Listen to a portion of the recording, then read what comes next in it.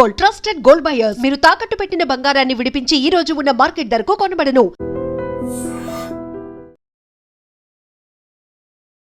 నమస్తే, welcome to I dream talking point with కవిత.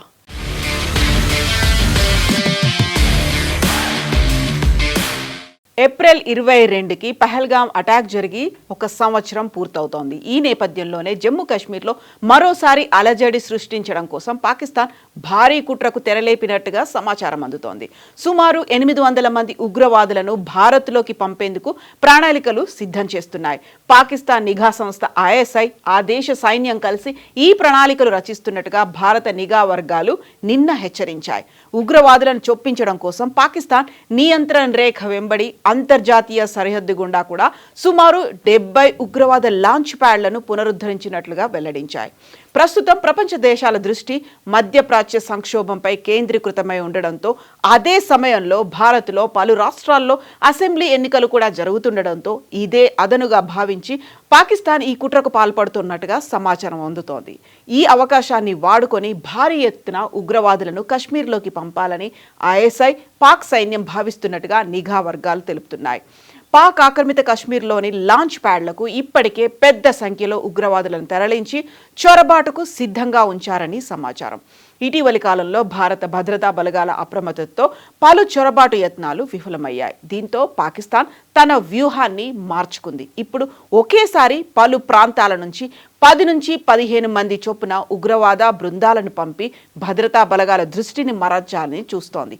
ఈ పద్ధతిలో కనీసం కొందరైనా లోపలికి ప్రవేశించగలరని వారు భావిస్తున్నారు.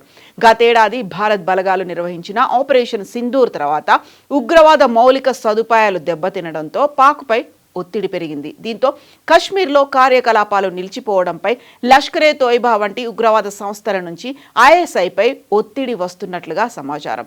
స్థానిక నెట్వర్కులు బలహీనపడడంతో సరిహద్దుల నుంచి శిక్షణ పొందిన యుద్ధ నైపుణ్యం ఉన్న ఉగ్రవాదులను పంపి భారీ దాడులకు పాల్పడాలని ISI యోచిస్తున్నట్లుగా నిఘా వర్గాలు అంచనా వేస్తున్నారు.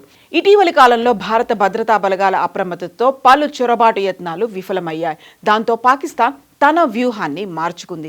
ఇప్పుడు ఒకేసారి పలు ప్రాంతాల నుంచి 10 నుంచి 15 మంది చొప్పున గ్రూపులుగా ఉగ్రవాదులను పంపి భద్రతా బలగాల దృష్టిని మరల్చాలని పాకిస్తాన్ భావిస్తోంది.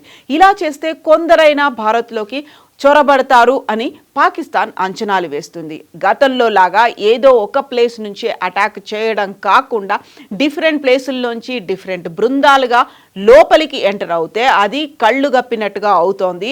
ఆ నేపథ్యంలోనే లోపలికి ఎంటర్ అయి కావలసినటువంటి విధ్వంసం చెయ్యొచ్చు అనేటువంటి సమాచారం ఇప్పుడు నిఘా వర్గాల దగ్గర ఉంది. ఏప్రిల్ 22న పహల్గామ్లో మతం పేరు అడిగి మరీ అటాక్ చేసి అక్కడ పర్యాటకుల్ని 26 మందిని చంపేశారు పాకిస్తాన్ ప్రేరేపిత ఉగ్రవాద మూకలు. ఈ నేపథ్యంలోనే ఆపరేషన్ సింధూర్ జరిగిన సమయంలో పాకిస్తాన్లో ఉన్నటువంటి టెర్రరిస్ట్ బేస్ క్యాంపులని ధ్వంసం చేసిన తర్వాత అక్కడ కొద్దిగా స్తబ్దత ఏర్పడింది. దాన్ని మళ్ళీ రెనోవేట్ చేసుకుంటున్నటువంటి పాకిస్తాన్ ఉగ్రవాద మూకలు ఇప్పుడు మళ్ళీ భారీ ఎత్తున విధ్వంసం సృష్టించడానికి, అందులోనూ ఇప్పుడు ఎన్నికలు జరుగుతున్నటువంటి సమయం, దీంతో పాటుగా ప్రపంచవ్యాప్తంగా ఒక రకమైనటువంటి సంక్షోభం ఉన్నటువంటి నేపథ్యంలో భారత్లోకి చొరబడ్డానికి ఇదే సరైనటువంటి అదనుగా ఉగ్ర మూకలు భావిస్తున్నట్టుగా నిఘా వర్గాల దగ్గర సమాచారం ఉంది. ఈ నేపథ్యంలోనే భారత ఆర్మీ అప్రమత్తమైనట్టుగా తెలుస్తోంది. దీనికి సంబంధించినటువంటి వివరాలను కూడా కేంద్ర ప్రభుత్వం అక్కడున్నటువంటి ఆర్మీకి చేరవేసింది. ప్రతి క్షణం అప్రమత్తతతో ఉండాల్సినటువంటి సమయంగా దీన్ని ఆర్మీ భావిస్తోంది.